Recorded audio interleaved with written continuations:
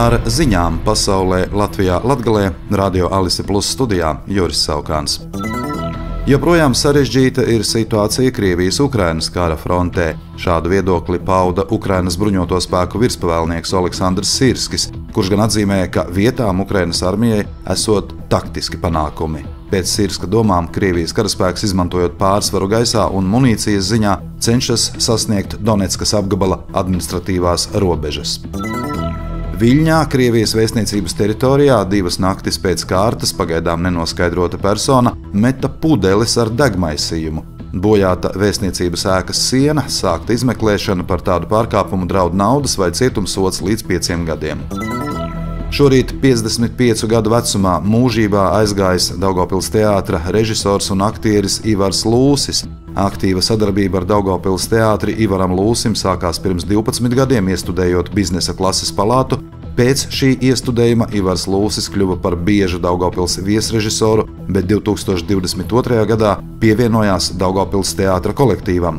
Šodien mēs zaudējām ne tikai brīnišķīgu kolēģi un talantīgu mākslinieku, bet arī tuvu cilvēku un domu biedru. Tā rakstīts Daugavpils teātra šodien izplatītajā paziņojumā. Par traģisku izvērtās šīs dienas rīts Daugavpilī, kad automašīnai ietriecoties autobusa pieturā Kraujas ielā, gāja bojā 2 cilvēki. Par to informēja valsts policija. Pēc policijas rīcībā esošās sākotnējās informācijas šodien ap 9:30 no rīta Daugavpilī 1984. gadā dzimis vīrietis, vadot automašīnu Toyota, veica apdzīšanu, netika galā ar automašīnas vadību un ietriecās autobusa pieturā, kur tobrīd atradās 2 sievietes. Negadījuma rezultātā 1958. un 1961. gadā dzimušās sievietes gāja bojā. Pēc sākotnējās informācijas automašīnas vadītājs nebija alkohola reibumā, vīrietis ir aizturēts, sākts krimināla process. Valsts policija turpina sīkāk noskaidrot apstākļus.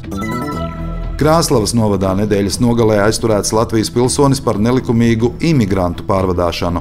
Škoda Fabija automašīnā ar taksometra numurzīmi un boltu uzlīmēm atradās 4 Sīrijas pilsoņi bez ceļošanas dokumentiem, derīgām vīzām un uzturēšanās atļaujām. Mašīnas vadītājs atradās pierobežā bez personas identitāti apliecinoša dokumenta un arī bez līdzi esošas autovadītāja apliecības. 20. aprīlī Daugavpils Iespēju vidusskolā notiks 3. starptautiskais Oskara Stroka konkurss.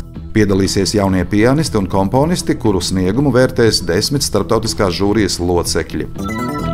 Tajā pašā sestdienā, 20. aprīlī, pie Daugavpils cietokšņa apmeklētāju centra notiks šo sezonu pirmais krāmu tirgus. Tirgot gribētājiem iepriekš jāpiesakās un jāapmaksā pašvaldības nodeva un organizatoriskā nodeva. Pilsētnieki un viesi tiek aicināti apmeklēt pasākumu un izbaudīt cietokšņa atmosfēru.